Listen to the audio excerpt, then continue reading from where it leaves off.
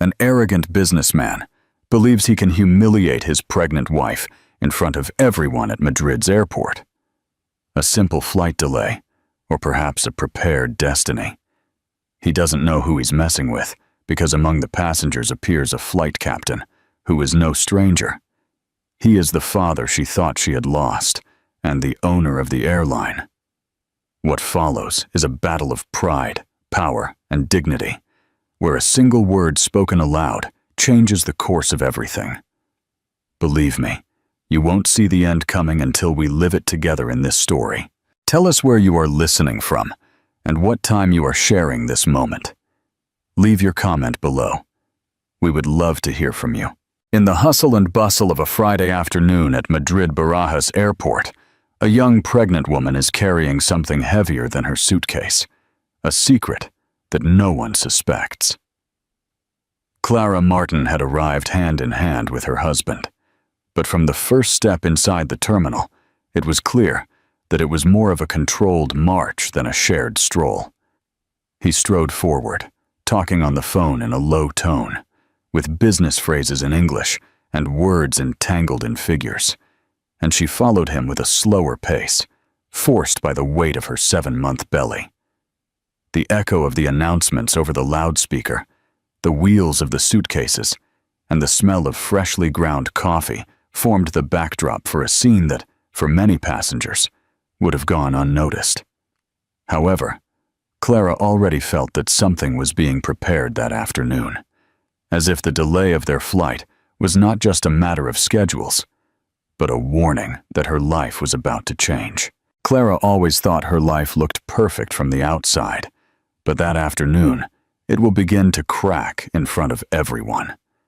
She had learned to keep a serene face at gala dinners, at conferences where her husband talked about investments, in the photographs that appeared in society magazines. But beneath the surface of expensive dresses and luxury trips, she knew loneliness all too well. As she walked through Terminal 4, she watched a family laughing at a cafe counter. The children asked for hot chocolate with churros, and the waiter served them with a cheerful voice. Just coffee and 2 beers. That everyday scene hit her hard, reminding her that normalcy could be full of simple affection, something she lacked in her own home. Clara's goal at that moment was as simple as it was unattainable: to get to the boarding gate without provoking Alvaro's anger. He, Alvaro Gomez, a 38-year-old businessman, walked with the confidence of someone accustomed to no one contradicting him. He wore an impeccable suit, a shiny steel watch, and a cold expression. From time to time, he turned his head towards Clara with a gesture of impatience, as if every second of delay was a personal insult. Clara caressed her belly to calm the baby girl who was moving inside her. The little being seemed to protest against the forced pace of the adult who was guiding her. The boarding lounge was full of people looking for seats in the rows of plastic chairs. The May weather provided a warm, sticky air, and many travelers fanned themselves with their boarding passes.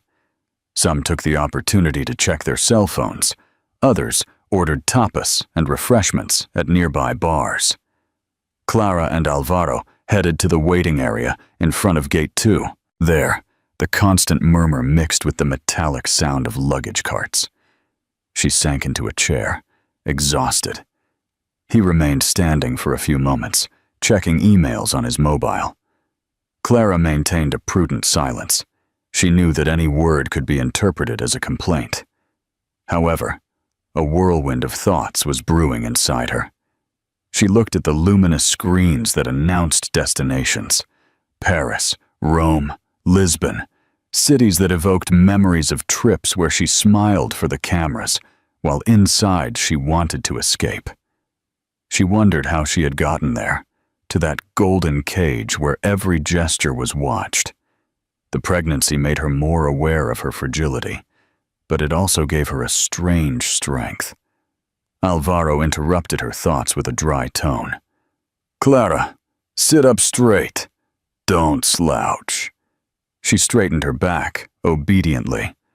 A small child nearby watched the scene, and then hid his face in his mother's shoulder.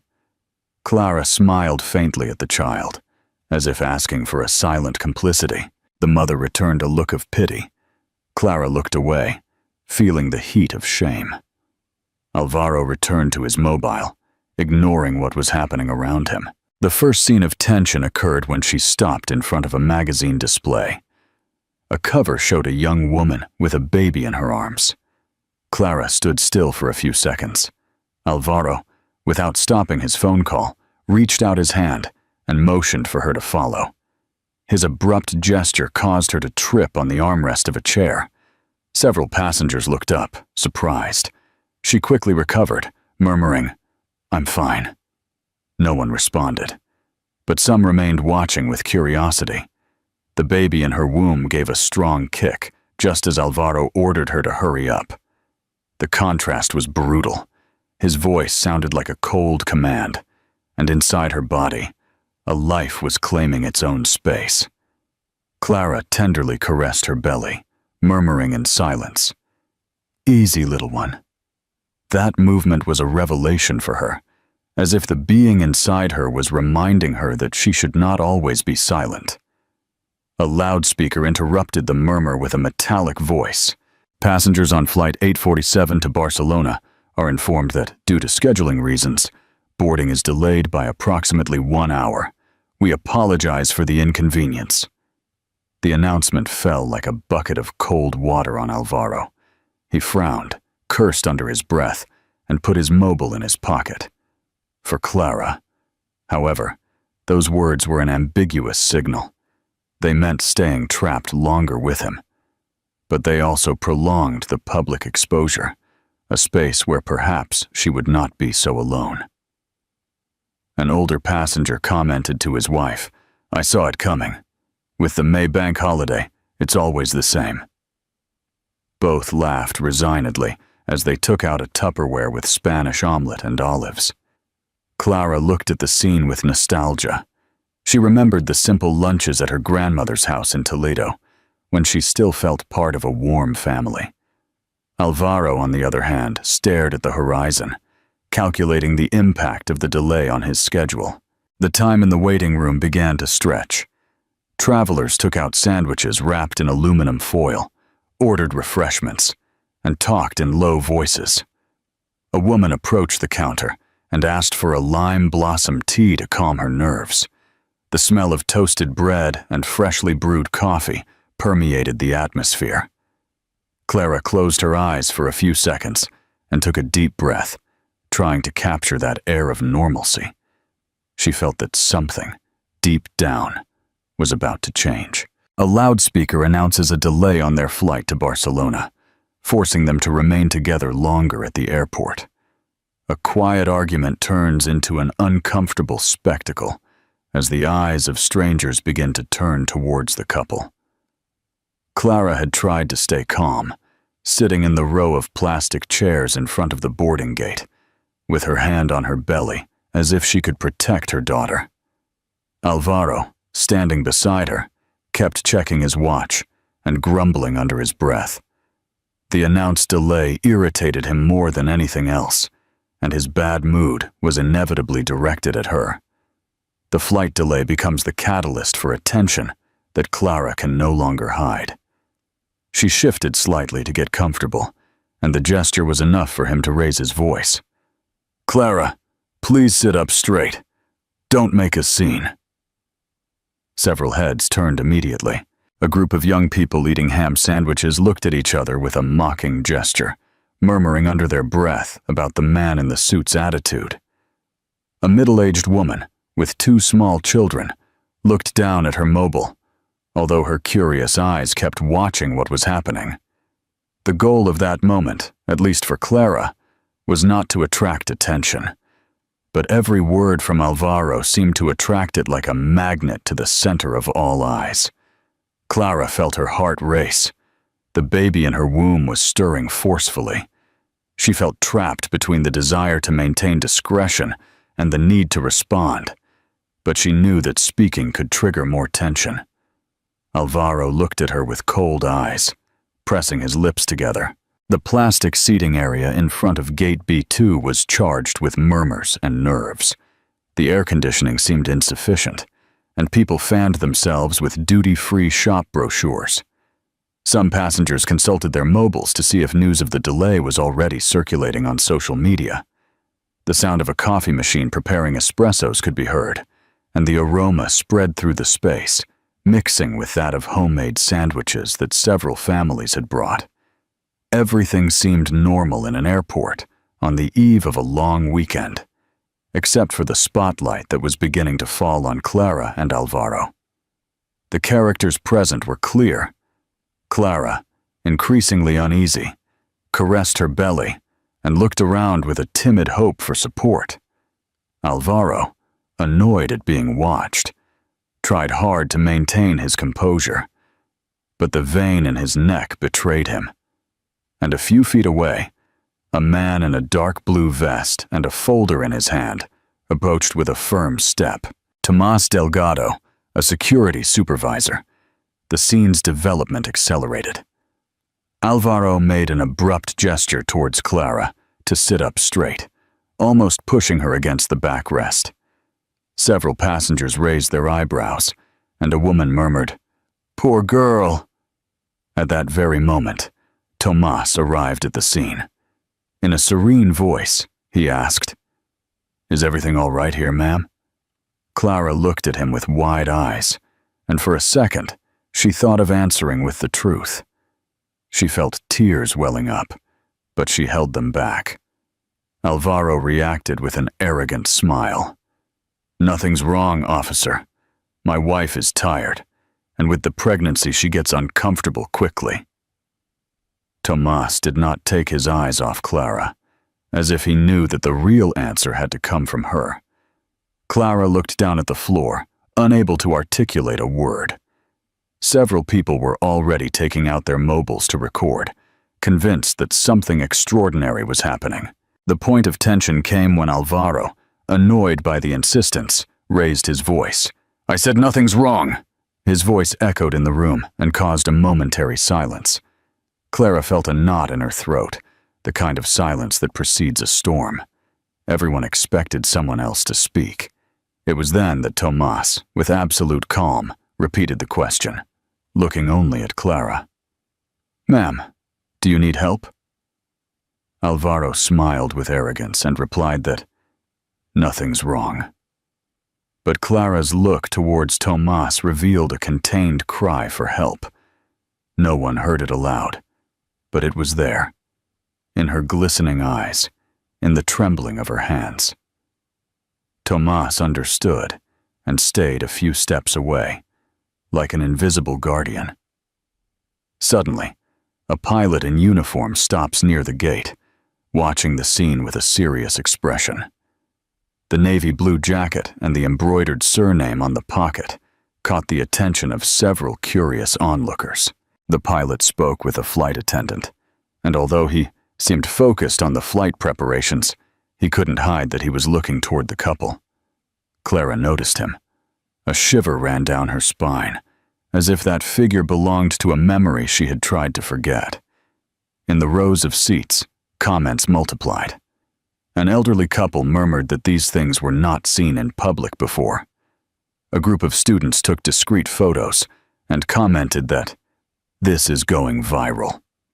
Meanwhile, the atmosphere was charged with a mixture of discomfort and expectation. The flight delay was no longer the only thing being talked about. Alvaro, trying to regain ground, ordered Clara in a lower tone, "Stop looking at people. Behave yourself." She swallowed, unable to respond. The baby in her womb moved forcefully again, as if she also felt the tension. Clara put her hand on her belly, seeking serenity. At that moment, Tomas leaned slightly towards Clara, speaking to her with respect. "Ma'am, if at any time you want to talk to me, I'll be nearby." She just nodded her head, a minimal gesture, but enough to show that she was not completely alone.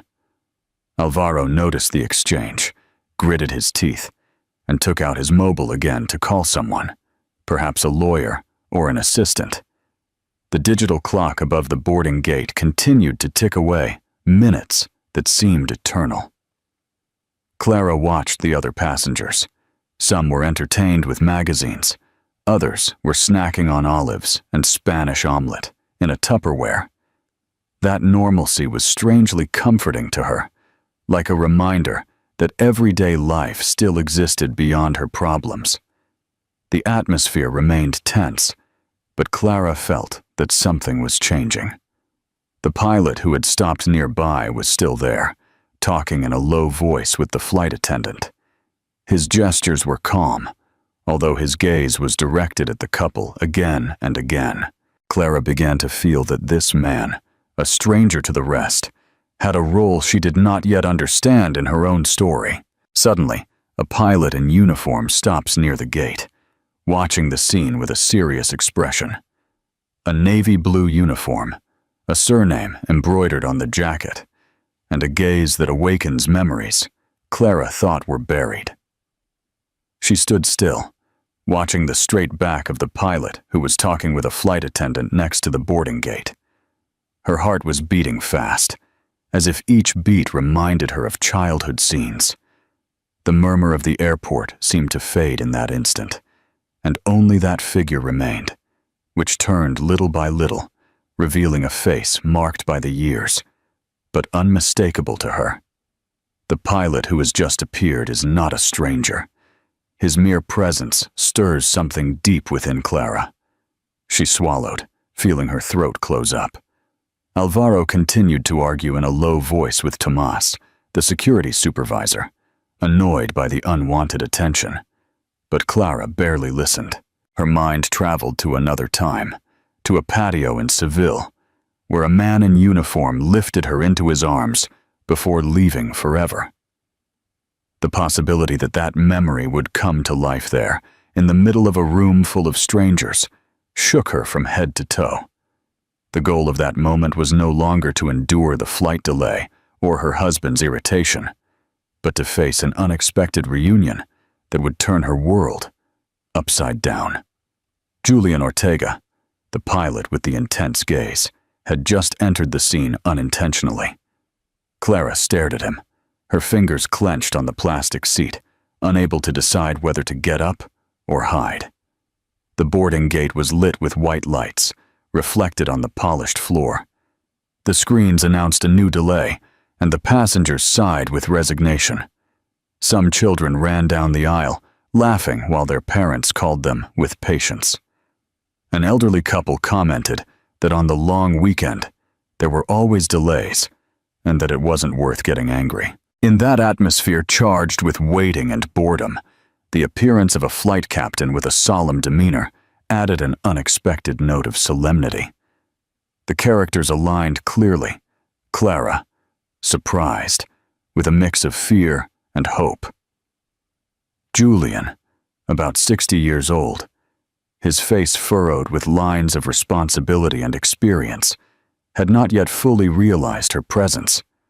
Alvaro, irritated by the distraction that man was causing, continued with an arrogant gesture, unable to understand the emotional current that was beginning to emerge.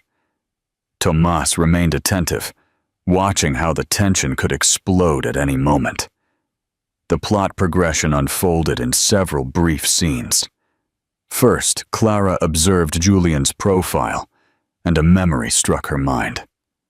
The train station where she saw him leave when she was 12. She remembered the broken promise, the letters that never arrived.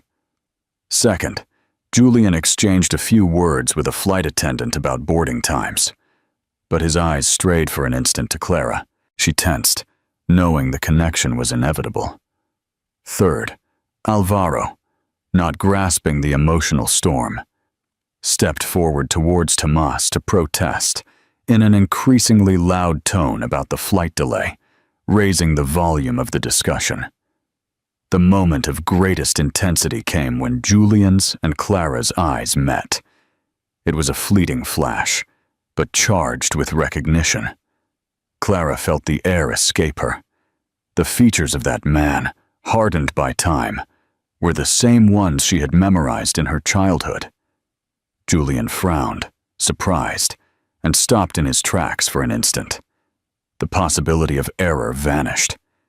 He was looking at his daughter. After 18 years of distance, Julian recognizes Clara. A flash of surprise and pain crosses his face, as if the past had returned all at once. He remained silent, but took a step forward, leaving the flight attendant mid-sentence.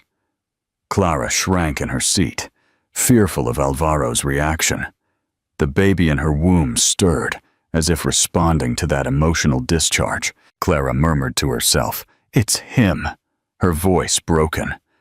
Alvaro did not hear, busy in his discussion with the supervisor, raising his voice more and more, accusing the security staff of incompetence. The scene was tensing for two different reasons. On one hand, the open conflict between Alvaro and the airport authority. On the other, the emotional implosion that Clara was experiencing upon reuniting with her father. In the lounge, several passengers began to take photos and videos. Some whispered among themselves, "That man in the suit is out of control." Others, more discreet, commented that the captain seemed uncomfortable with the situation. The atmosphere filled with an uneasy anticipation. Clara looked around, wondering if it was real, if it wasn't just a dream caused by exhaustion and anxiety. But the intensity of Julian's gaze cleared any doubt. Suddenly, Clara felt a tingling in her eyes, tears that struggled to come out. She remembered her father's voice telling her as a child that she would be good if he stayed. She remembered how she saw him leave with a suitcase, how her mother was silent for days afterward. That wound, which never closed, was reopening in the middle of a crowded airport. Julian seemed equally affected, unable to hide the trembling of his lips. Clara murmurs to herself, "It's him," as Alvaro begins to argue with security more and more haughtily. A murmur runs through the boarding lounge when the arrogant businessman raises his voice against airport security. The tension accumulated in previous chapters reaches a point where Clara can no longer go unnoticed. She slowly sits up, with her hand on her belly, trying to find a posture that relieves the pressure on her back. She breathes slowly, as if each inhalation sought to calm the baby moving inside her body. Alvaro, standing tall, and with his mobile still in his hand, looks around with a mixture of annoyance and arrogance. He notices people's eyes, but interprets them as a recognition of his importance, not as a silent alert. The loudspeaker repeats the flight delay to Barcelona again. The metallic echo of the public address system seems to add another layer of impatience to the already charged air. The waiting lounge in front of gate B12 has a white sheen on the polished floor. The rows of plastic chairs are occupied and vacated as the minutes pass. A cart with drinks stops nearby, and the dry clink of bottles on ice sounds. It smells of coffee and toasted bread, of cold Spanish omelet that an older couple shares with patience. Clara observes small, everyday gestures that give human warmth to the environment. A child hugs his stuffed animal. A woman closes her eyes and listens to a song. Two friends laugh at a badly told joke. Those details sustain her inside. They help her not to break when Alvaro's voice rises again. Alvaro demands to speak to someone of a higher rank. His phrase comes out sharp, like a command. "I want the person in charge, the boss's boss." Tomás Delgado, with a blue vest and a folder that he opens and closes with a steady hand, maintains a serene tone. He explains the airport protocol, the need for respect, and the priority of safety. Alvaro raises an eyebrow and smiles with a sharpness that intends to humiliate. He asks if Tomás understands who he is, if he knows how much time he is losing, if he doesn't care about first-class clients. The surroundings shrink into an expectant silence. Several people turn on their phone cameras, and hold their breath to record without trembling. Clara feels a stronger heartbeat in her belly, a jolt that makes her look at the floor for a second. She closes her eyes and counts to 5, then opens them and straightens her back. The intimate purpose of that gesture is simple: to hold herself together. She doesn't want to be dragged into the whirlwind of humiliation, or by the avalanche of voices that can crush her and seed. People watch, commenting in low voices. Some wonder if they should intervene. The line between private and public has been erased, and everyone walks on that edge. Suddenly, among the figures circulating in the boarding area, a uniform with captain's stripes appears. The presence attracts a different authority, one that does not need to be shouted. Julian Ortega takes 1, 2 steps forward. His voice, when he introduces himself, does not seek to compete with Alvaro's. It simply displaces it. "Good afternoon. I am the captain of this flight," he says naturally. He greets Tomas with a brief, professional gesture and looks at the passengers with respect. The tone changes, as if someone had opened a window and fresh air had come in. Alvaro tries to regain focus on the situation. He turns to Julian with a rehearsed coldness and repeats his demand. He asks for privileges, asks for an immediate solution. "My schedule does not allow for delays," he says, and in that plural he doesn't pronounce, the world that sustains him is inferred. Secretaries, drivers, meetings, signatures. Julian listens without haste, without showing subservience. He explains that the safety and order of boarding do not depend on a whim, that everyone, including him, must adjust to the protocol. Some glances nod in agreement. A whisper of approval runs through the line. Julian's gaze, then, falls on Clara, not out of curiosity, but out of deep recognition. Both their eyes hold a silent thread that vibrates with the past. He doesn't name it, he doesn't confirm it, but the most attentive passengers perceive something different. A captain who doesn't just look at a passenger, a man who recognizes a face and receives it with intimate respect. Clara holds that gaze for just a second, then releases it as if someone touches a flame and pulls their hand away so as not to get burned. However, the heat has remained inside. It illuminates corners of her memory that she thought were closed. One of the young men waiting for the flight opens a box of churros with chocolate and offers it to those around him.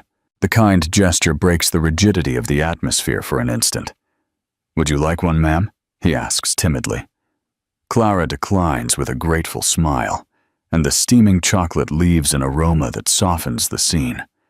Several accept, and brief laughter is heard, like a relief that is shared among strangers. That thread of normalcy makes the contrast with Alvaro's voice visible, which once again tightens the rope. Tomas insists on maintaining calm. His posture conveys calm firmness, a figure accustomed to dealing with human turbulence. "I ask you to moderate your tone," he indicates without hesitation. He reminds them that there are families, children, elderly people, and that respect is the basis of any journey. Alvaro replies with a disdainful gesture, his chin raised. He seems to test how far he can stretch his authority. The lounge watches that tense rope. It is no longer just a couple in conflict. It is a man measuring himself against common norms. Julian takes a lateral step, neither invasive nor distant. He places his presence between the noise and the people. "We thank you for your patience," he says to the whole group. He informs them that boarding will be organized by rows as soon as they are authorized, that the delay is operational and does not allow for shortcuts. Some clap softly, others put down their mobiles, as if the simple recognition had already taken away fuel from the arrogance. Clara breathes more deeply, looks at Julian out of the corner of her eye.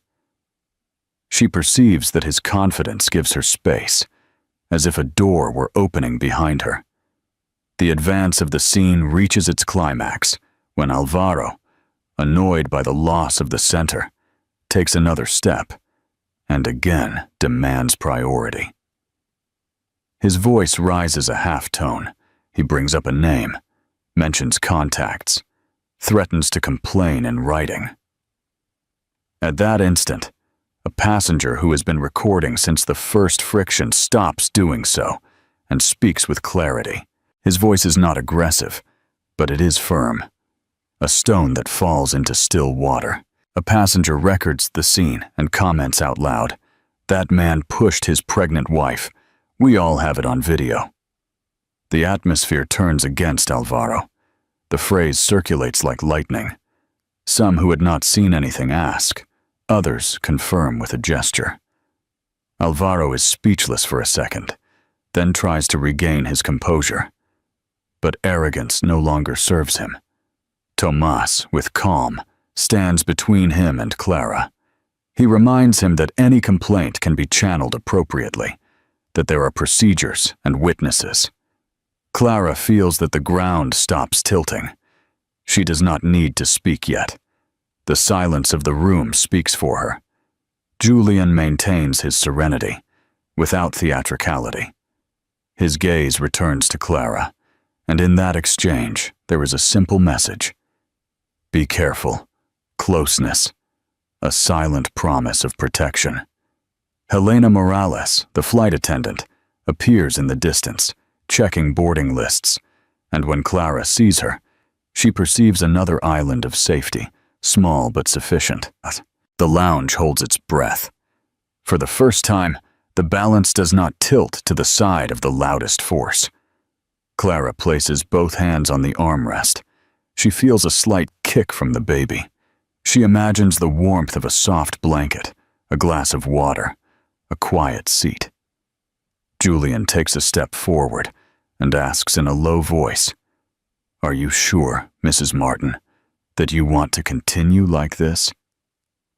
A heavy silence falls over the lounge. Everyone awaits Clara's response, but her lips tremble.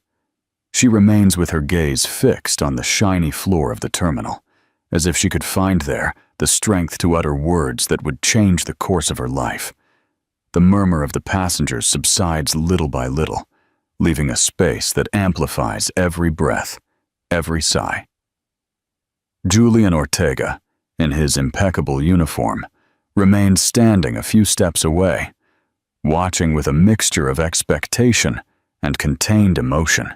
Alvaro Gomez, on the other hand, leans forward, his eyes burning with anger and disbelief, not imagining that the ground beneath his feet is about to crumble.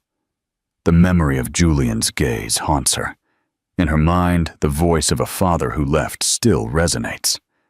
Clara clenches her hands against the armrest of the seat. She doesn't know whether to say that forbidden name in public. She doesn't know whether to expose a secret kept for so many years. The baby in her womb gives another strong kick, as if pushing her towards the truth. Then, in a whisper that barely manages to escape her throat, Clara says, "Dad." The collective murmur erupts like a wave. Several passengers exchange surprised glances. Others turn their heads from side to side to make sure they heard correctly. Tomas Delgado, the supervisor, blinks with an incredulous look. Alvaro straightens up, perplexed, and demands in a harsh voice, "What did you say, Clara?" She doesn't respond, with tears about to burst forth. Julian doesn't take his eyes off his daughter. He doesn't need words to confirm the obvious. The goal of this moment is no longer to hide the tension, but to reveal the family bond between Julian and Clara, and to expose Alvaro. Captain Ortega takes a step forward. He approaches with solemn calm and says, "We have known each other for many years." He doesn't specify anything else, but the tone of his voice, full of emotion, makes it clear to everyone that there is a deep history between them. Clara lowers her head, unable to hold the gaze of the curious. The waiting lounge, with screens that continue to announce delays, and with passengers who until recently were yawning, has become a theatrical stage. Some raise their mobiles higher, convinced they are recording an extraordinary moment. Alvaro, furious, clenches his fists. His face alternates between surprise, rage, and fear. He tries to maintain his composure, but his world of absolute control begins to totter. Alvaro demands an explanation, his voice resonating with a sharpness that used to command respect. "Explain it right now," he orders. Clara shrinks, not knowing what to say. Julian intervenes with serenity. "I don't think this is the place for details, Mr. Gomez de la Vega." The tone of his voice contains a quiet authority that disarms Alvaro's momentum. Tomas observes in silence, taking mental note of every gesture, as if he knows that this scene will have formal consequences. The progression of the moment reaches a new point. When Julian reveals his position with clarity, Alvaro, seeking to regain control, states that he is the only one who can guarantee Clara's safety and well-being, that he will not allow any interference. Julian interrupts him softly, without raising his voice. "I remind you that I am not only the captain of this flight, but also the owner of the airline."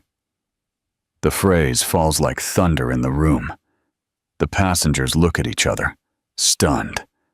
The mobile cameras capture every word. Clara feels the ground move beneath her feet. Suddenly, the man she thought she had lost her whole life appears not only as a father figure, but as someone with real power to protect her. The climax is reached when Alvaro's arrogance turns into disbelief. His face pales, then turns red. He shakes his head from side to side, unable to take it all in. His lips open, but he finds no words. The contrast is brutal. A man who always believed himself invincible is now overcome by an unexpected truth, and by a rival with greater authority and resources. Clara, with tears on her cheeks, slowly gets up from the chair. The room erupts in whispers, as if the scene had become a collective spectacle. Spanish cultural context seeps into the scene. An older woman comments in a low voice, "This looks like a Madrid Sainette." Another passenger adds, "With so many delays, at least we have entertainment." Amidst comments and nervous laughter, the family drama unfolds in front of them as if it were part of the trip. Clara takes a step forward, her breathing ragged. She looks at Julian, then at Alvaro, and finally at Tomas. No one interrupts her. The baby in her womb moves with energy, as if confirming that this was the time to no longer be silent. The tears run freely, but they are no longer just tears of fear but of liberation. Clara, with contained tears, slowly gets up from the chair, while all the mobiles point at her. For the first time in years, Clara feels that she is not alone. A figure from the past has placed himself at her side, ready to stand up for her. Julian's deep voice still resonates in the room, floating among the passengers' murmurs and the metallic echo of the public address system that insists on reminding them of the delay. Clara remains standing, her trembling hands resting on her belly, while everyone's eyes watch her with expectation. Alvaro, rigid, his face flushed with humiliation, tries to recompose his mask of a powerful man, although his nerves are betrayed by the trembling of his hands. The revelation of the previous chapter forces everyone to reevaluate the pieces. Husband, father, daughter, each with their role. Clara feels that the forces governing her life are suddenly reordering themselves. Her father, whom she thought she had lost forever, now stands with authority in front of a husband who until a moment ago believed himself to be invincible. The baby in her womb gives another kick, as if responding to that invisible transformation in which a woman's voice is raised after years of silence. The immediate goal is clear: to mark a change in the dynamic. Julian, with a serene but firm voice, tells the passengers that boarding will not begin until the situation is resolved. Tomás Delgado, the security supervisor, nods in approval. Alvaro protests, raising his voice. He cannot delay a flight for a simple whim. Julian looks him in the eye without getting flustered. This plane will not move until all passengers are safe. That includes Mrs. Martin. The attention shifts to the boarding ramp. Passengers slowly stand up. Some move forward with carry-on bags. Others wait standing, attentive to the scene. The cold light of the spotlights reflects on the metallic floor of the tunnel that connects the lounge to the plane. The murmur of the people creates a sense of anticipation, as if everyone knows they are witnessing something more important than a flight delay. Clara walks with hesitant steps, accompanied closely by Julian. He doesn't touch her, but his presence conveys silent support. Alvaro approaches quickly, trying to talk in private. "Clara, this should not be resolved here. Come with me." Tomás blocks his path with a discreet movement. "Mr. Gomez, any conversation must be held in public." Alvaro frowns, stifles an insult, and backs away a few steps, trying to regain his composure. Helena Morales, the flight attendant, appears on the ramp with professional calm. She holds a folder and offers a kind smile to Clara. "Ma'am, follow me. We will seat you in a more comfortable seat." Clara feels grateful and follows her to the door of the plane. The murmur of the passengers increases when they notice the difference in treatment. Alvaro advances behind, indignant, but is held back by Julian's firm gaze. Boarding is interrupted for a few minutes, long enough for the tension to grow. Julian repeats in a clear voice, "The safety and dignity of the passengers are an absolute priority." Alvaro laughs with contempt. "Safety? Who is threatening whom here?" Julian does not respond to the provocation. Instead, he leans towards Clara and asks her softly, "Do you wish to continue this journey with him, or would you prefer to travel independently?" The silence becomes deep, broken only by the clatter of a few suitcases and the held breath of the crowd. Clara feels that the moment has arrived. For 3 years, her voice was silenced, reduced to a complacent murmur. Now, in front of her father, and in front of dozens of witnesses, she understands that she needs no more excuses. With a trembling but firm voice, she says, "I don't want to continue like this." The phrase echoes on the ramp like thunder. Several passengers applaud spontaneously. Others nod in silence. Alvaro is petrified, as if the word had pierced the armor of control with which he covered himself. The brief applause fades, but the energy of the moment remains. Clara trembles, not with fear, but with relief. Her father looks at her with contained pride. Helena offers her a seat in first class, handing her a new boarding pass. Clara holds it between her fingers, surprised to see that her husband's surname no longer appears, but her maiden name, Martin Herrera. A current of emotion runs through her body. She feels that she has recovered something lost a long time ago. A passenger comments out loud that he will miss the last AVE train to Valencia if the delay is prolonged. Another responds with resignation. That's what happens on long holidays. Everyday normalcy returns little by little, but the scene is no longer the same. Clara looks at her new boarding pass, caresses her belly, and smiles with tears in her eyes. She doesn't know what will happen in Barcelona, or what paths she will have to travel afterward, but she feels that the cage has been opened for the first time. Helena approaches, places a light hand on her shoulder and says, "You are not alone, ma'am." Clara nods, moved. She looks out of the corner of her eye at Julian, who remains firm, guarding the aisle with the calm of someone who has already made a decision. Alvaro, on the other hand, takes a step back, aware that he has lost ground to a truth more powerful than any contract or appearance. Clara, with tears of relief, slowly gets up from the chair, while all the mobiles point at her. For the first time in years, Clara feels that she is not alone. A figure from the past has placed himself at her side, ready to stand up for her. Julian's deep voice still resonates in the room, floating among the passengers' murmurs and the metallic echo of the public address system that insists on reminding them of the delay. Clara remains standing, her trembling hands resting on her belly, while everyone's eyes watch her with expectation. Alvaro, rigid, his face flushed with humiliation, tries to recompose his mask of a powerful man, although his nerves are betrayed by the trembling of his hands. The revelation of the previous chapter forces everyone to reevaluate the pieces: husband, father, daughter, each with their role. Clara feels that the forces governing her life are suddenly reordering themselves.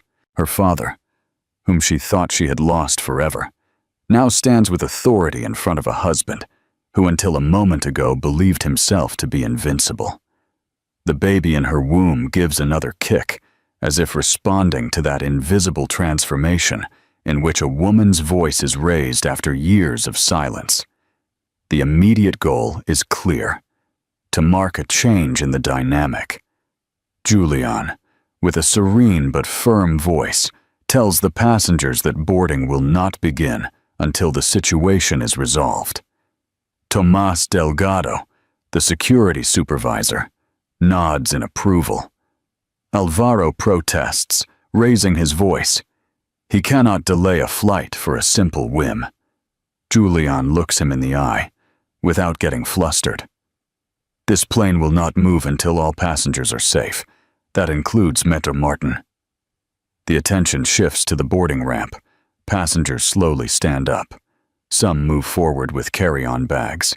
Others wait standing, attentive to the scene. The cold light of the spotlights reflects on the metallic floor of the tunnel that connects the lounge to the plane. The murmur of the people creates a sense of anticipation, as if everyone knows they are witnessing something more important than a flight delay. Clara walks with hesitant steps, accompanied closely by Julian. He doesn't touch her, but his presence conveys silent support. Alvaro approaches quickly, trying to talk in private.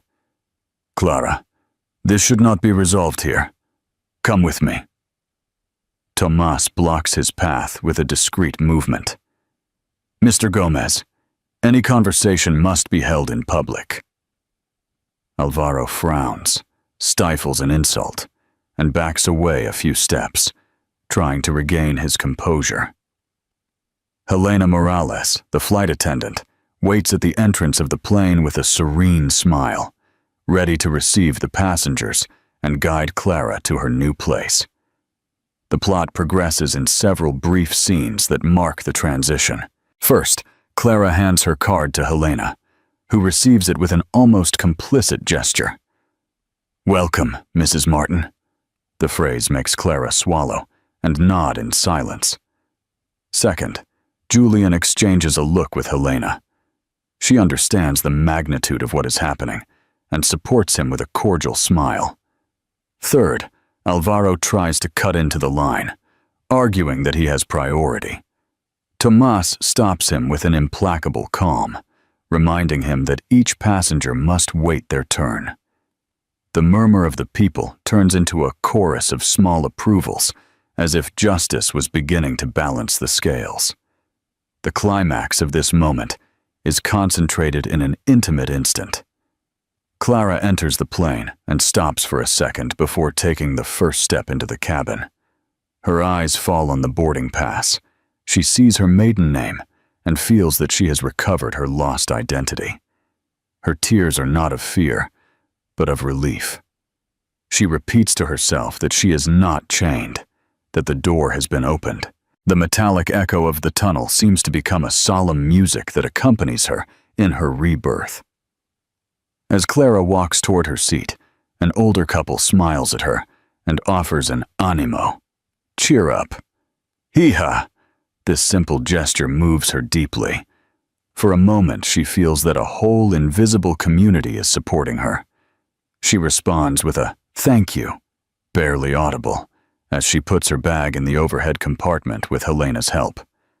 The cabin smells of freshly brewed coffee and clean fabrics, a warm atmosphere that contrasts with the cold tension that was left behind in the boarding lounge.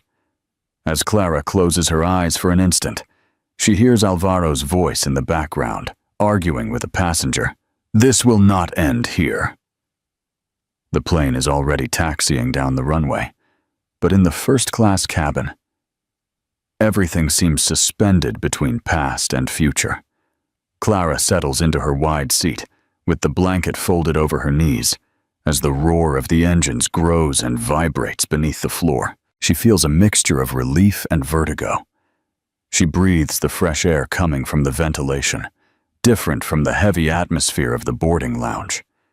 She glances at Julian, sitting in front of her, with his hands clasped and his uniform still impeccable. She finds it hard to believe that the man who abandoned her life so many years ago is now so close, sharing the same space and the same quietness. Clara remembers how, as a child, she waited for letters from her father that never arrived.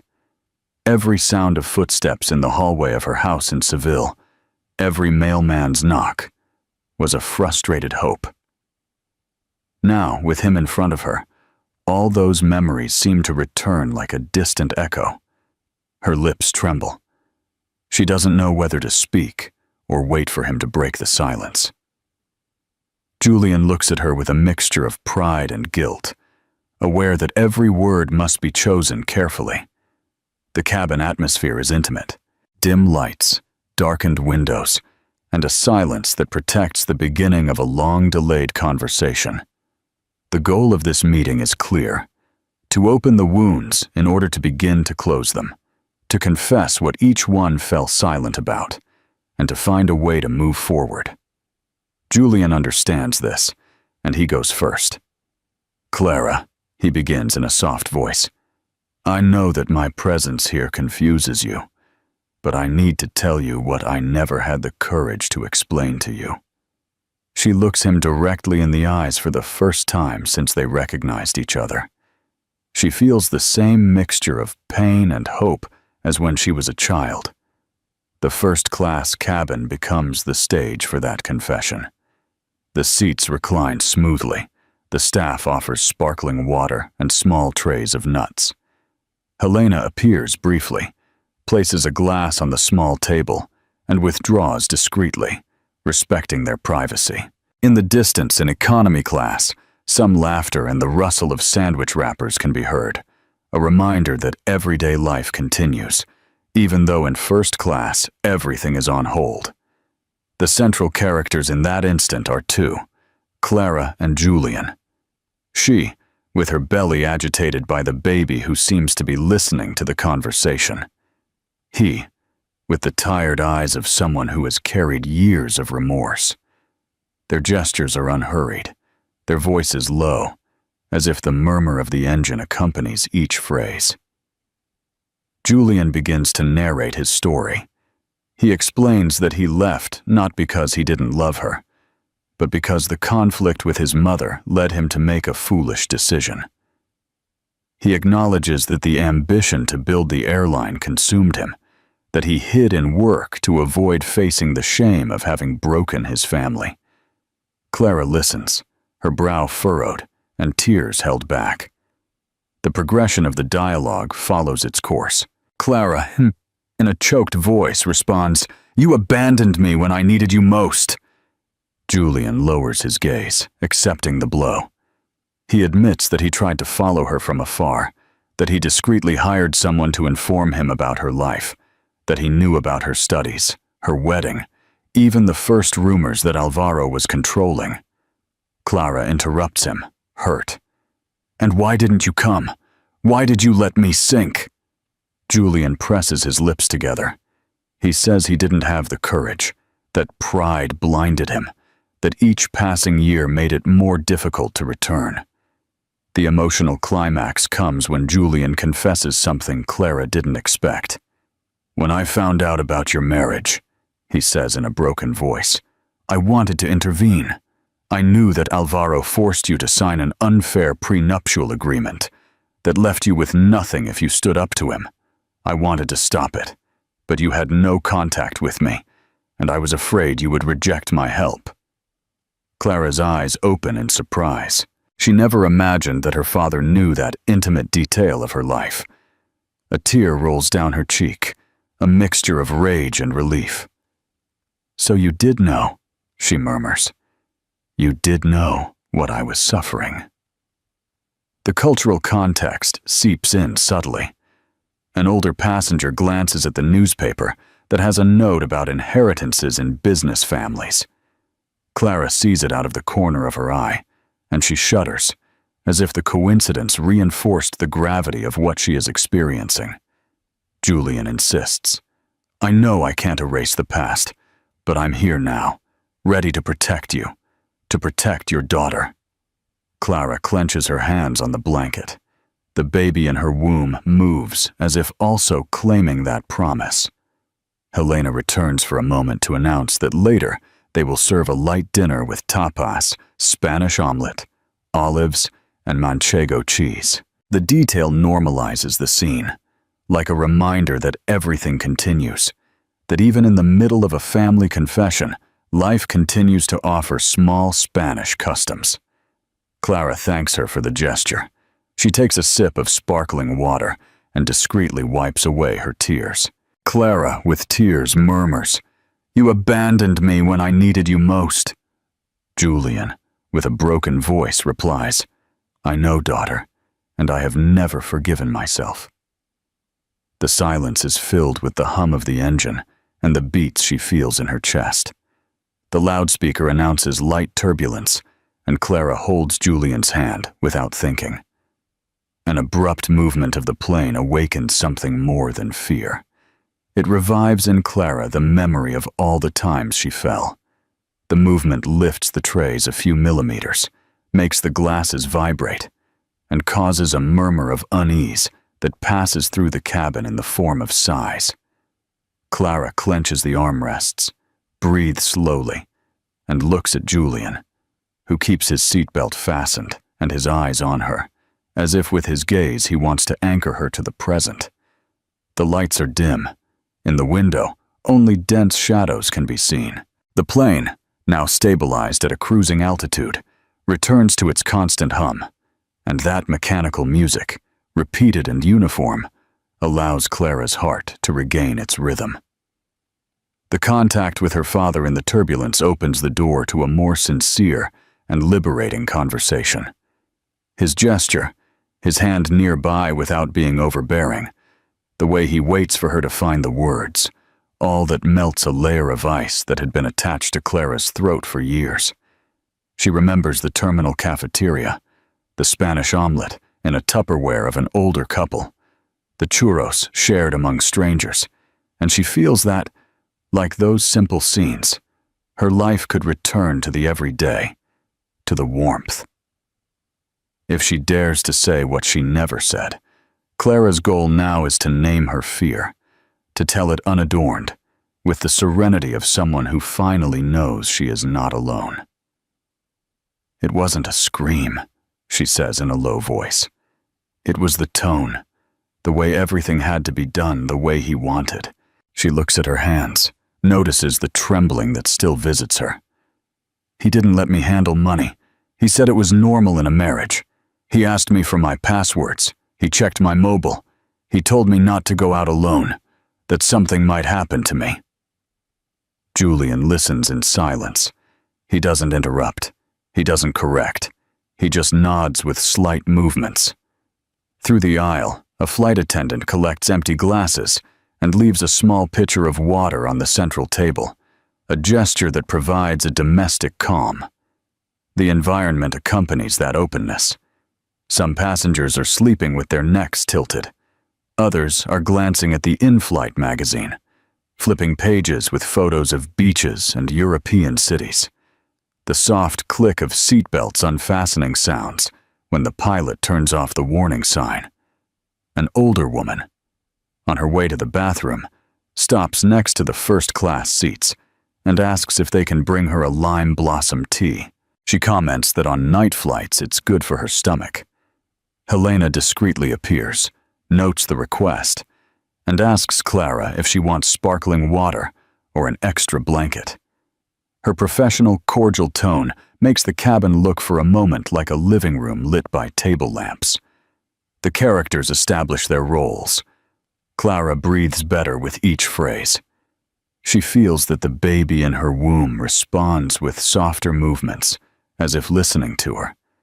Julian, with his back against the backrest and his hands clasped, lets his daughter set the pace. In economy class, far from that island of quiet, Alvaro sends messages non-stop. His screen throws out blue flashes that reach the eyes of a sleepy passenger who turns and sighs. The contrast between cabins highlights how the tension, although contained, has not completely disappeared. The plot progresses in scenes that are linked without haste. First, Clara returns to the recent past. When I found out about the pregnancy, he feigned joy, but he immediately started deciding for me.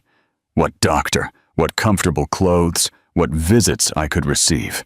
He told me I didn't need to see my friends, that I would get tired. I was left alone, Dad. I was ashamed to tell you. Julian tilts his head, swallows, and says in a low voice, "I'm sorry." Second, Clara confesses another detail. Sometimes he spoke to me like a child.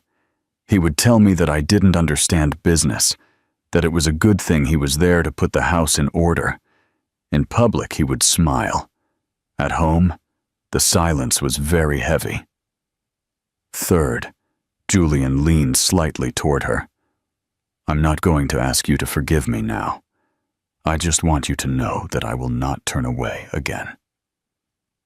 A slight vibration runs through the structure, as a reminder that the sky also moves. The flight attendant returns with the lime blossom tea for the older passenger. She places the steaming cup down carefully and offers Clara a small plate of manchego cheese and olives. "Thank you," Clara whispers, who is not hungry, but she takes a bite and discovers that the salty taste brings her back to her body. Inside, a question begins to take shape. What will her daughter's life be like if she takes this step towards autonomy? The emotional climax arises without raising her voice, as happens with truths that have matured in silence. Clara says, "I want a different life for my daughter. I don't want her to learn to be silent. I don't want her to believe that love is blind obedience." She looks at Julian, and in her gaze there is a decision. He inhales deeply. He sees in that phrase the missing spark, the affirmation that once uttered cannot be taken back. Julian, moved, promises her, "You will not be alone again, neither you nor she." The phrase, spoken without solemnity, floats like a warm blanket. Clara receives it with moist eyes, closes her eyelids for an instant, and, for the first time in a long time, feels at rest. The atmosphere is filled with small certainties. A passenger yawns and stretches his legs. Another points out a sea of clouds that looks like snow through the window. Helena appears to ask if they prefer to have dinner now or later. She comments that the proposal includes Spanish omelet, bread with tomato, and some hot croquettes. Julian asks for it to be served later, that they wish to continue talking. Helena nods with a half smile and withdraws. In the aisle, the metal cart advances without haste, leaving a trail of toasted bread smell that softens any rough edges. Clara, with a now serene voice, explains that after landing, she will want to spend the night at a friend's house in Barcelona, that she does not intend to accompany Alvaro to any event. "I want to sleep somewhere quiet," she says, "and tomorrow I will call a lawyer friend of my cousin's." Julian nods, his gesture a mixture of respect and relief. "Whatever you decide, we will support it. I will be there." She thinks about the baby, about her future room with light curtains, about a walk in the neighborhood with a stroller, about breakfast with bread and olive oil. The images are born simple, firm, like the foundations of a house. A shadow of unease, however, brushes against that peace. In economy class, Alvaro puts his mobile on the tray. He leans forward. He whispers with a stranger who nods with a look of concern. His fingers drum. His jaw tightens. A flight attendant who passes by catches snippets of phrases. Meetings, contact with lawyers, formal complaints. The vibration of the plane returns for an instant, brief, like a line that is underlined twice. Helena stops in first class and places a small envelope with the flight papers on Julian's small table. She asks if they need anything else. Clara thanks her for the care with a slight look. In her chest, the promise from a few minutes ago beats with strength, as if her internal rhythm had adopted a new metric. She wants to believe that that heartbeat will remain stable when they get to solid ground, when they arrive in the sleeping city and the real test begins. The air conditioning whispers. The digital clock in the cabin shows the time in red numbers. Clara looks at her father again and repeats in silence the phrase that has changed everything. The future does not look like a wall today. It looks more like a path lit by streetlights. She adjusts the blanket, touches her belly, smiles silently. At that moment, a flight attendant whispers to Julian, "Mr. Ortega, your son-in-law is threatening to sue the company and ruin it in court. He says he will not stand by idly." The calm of the flight is interrupted by the echo of a familiar voice that insists from the aisle, "Clara, this does not end here." The cry resonates forcefully, crossing the curtain that separates economy from first class. Some passengers raise their heads, surprised. Others sigh with annoyance, already accustomed to the tensions of that trip. Clara, who until that moment had managed to find a small island of serenity with her father, feels a shiver run down her spine. The baby in her womb responds with an abrupt movement, as if it also perceived the threat contained in that tone. Alvaro's complaints in previous chapters lead to his last attempt to regain control. Throughout the journey, his voice had filtered through in whispers, charged with resentment, in messages written in fury on his mobile screen. Now, unable to tolerate that Clara remained out of his reach, he decides to invade the invisible border that separates passengers. His figure appears in the aisle, with tense shoulders and wide eyes. He speaks too loudly, aware that everyone is listening.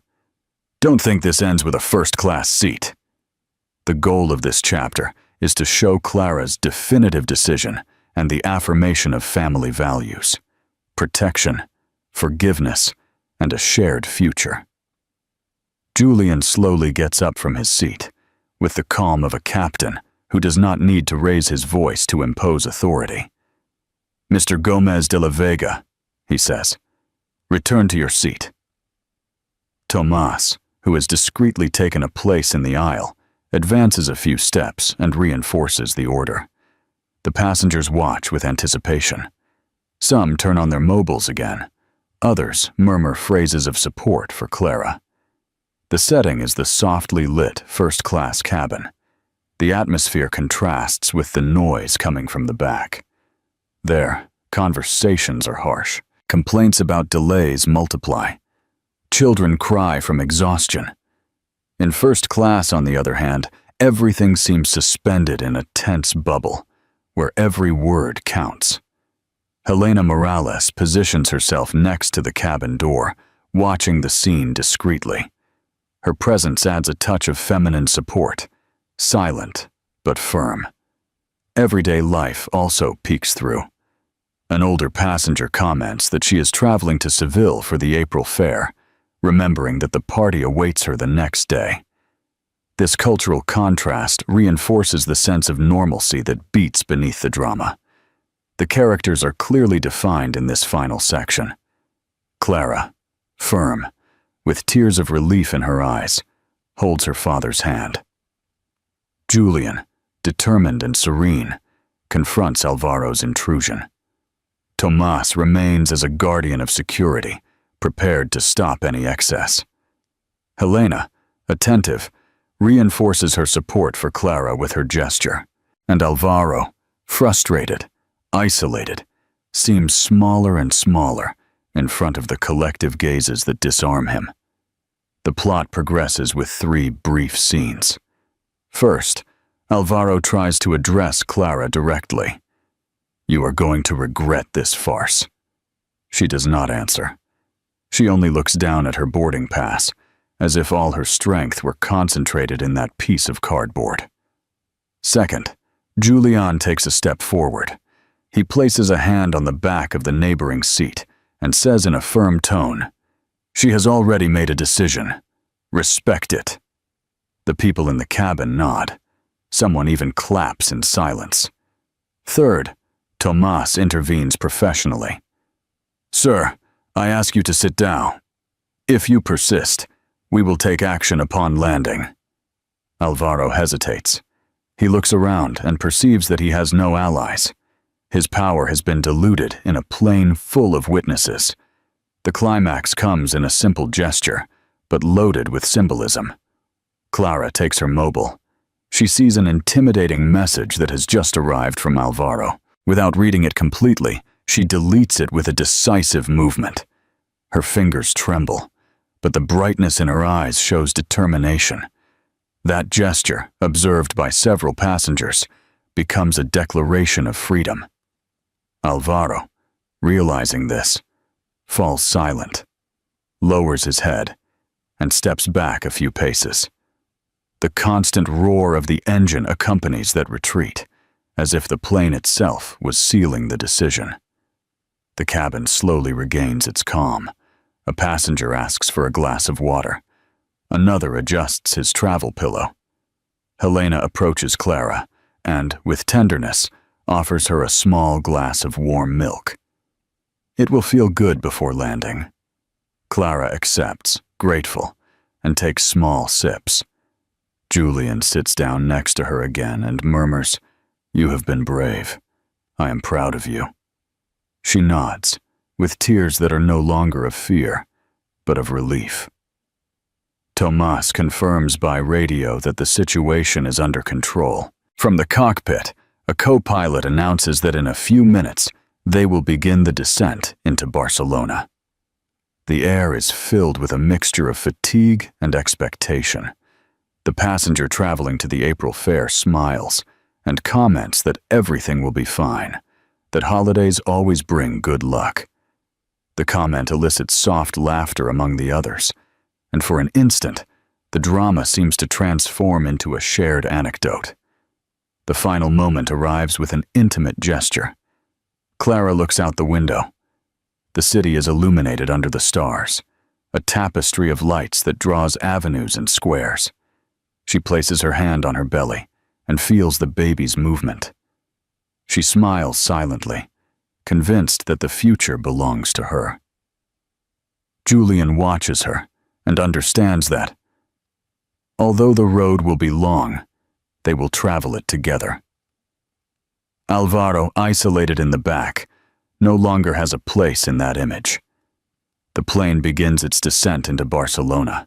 Clara looks out the window and smiles. For the first time, she feels that the future belongs to her. In the contained silence of the cabin, as the plane began its descent over the illuminated city, there remained a feeling that something profound had changed forever. The young woman who had silently endured rigidity and control found the strength to say no. And that gesture, so simple and so decisive, opened a door that had been closed for too many years. At her side, the father who in the past had chosen to flee understood that it was still possible to repair with actions what had been broken with absences, and he knew that true redemption is not born of grandiloquent words, but of patience and silent presence. In the eyes of the witnesses, anonymous passengers who shared the journey, there was a sense of astonishment at seeing how a life could turn in an instant, not for a material triumph, but for the intimate strength of regained dignity. The lesson this story leaves us is clear. The love that knows how to ask for forgiveness and the courage that dares to raise its voice are capable of transforming a wound into hope. Because even in the midst of the most turbulent journeys, when fear seems to prevail, the certainty of an outstretched hand can sustain us. In the end, family is not always measured by the perfection of its past, but by the ability to start over. Like a lamp lit in the window during the night, a single gesture of kindness and courage can guide us through the darkest stretches of the road.